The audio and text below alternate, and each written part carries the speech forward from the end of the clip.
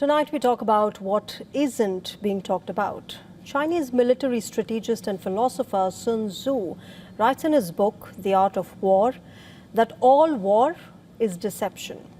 America and Israel know that in 2026, wars aren't being fought just on battlefields. The information war is a reality. And the lack of information is now increasingly becoming a weapon in this war. Multiple reports suggest that the US military is refusing to disclose the true extent of the damage and casualties which it has suffered in the war against Iran. For instance, an analysis by news portal The Intercept puts the number of American soldiers killed or injured since the 28th of February at about 750. That's a combine of killed and injured. But the official number of fatalities by the White House stands at 13 killed and 365 injured. When the portal contacted the Pentagon, they simply refused to acknowledge this figure. The survey also states that defense officials are now murmuring about what they call is a casualty cover-up by the US military.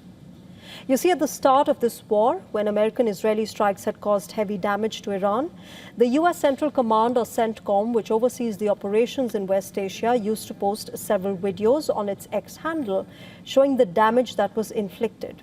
In fact, they also gave updates on the soldiers killed. But now, those posts have reduced and the numbers aren't being given.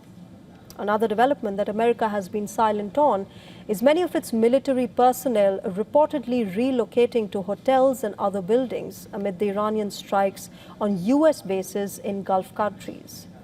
On the 2nd of March, journalist Jeremy Scahill had posted this. Over the past 24 hours, we have heard via witnesses that the number of US personnel injured in Iranian attacks in Kuwait is much higher than has been acknowledged.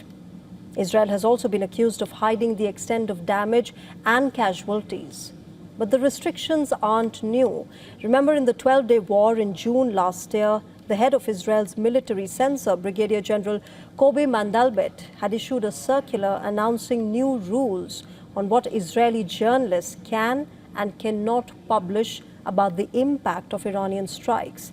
Those guidelines included a ban on sharing of videos from social media without prior review by the censor.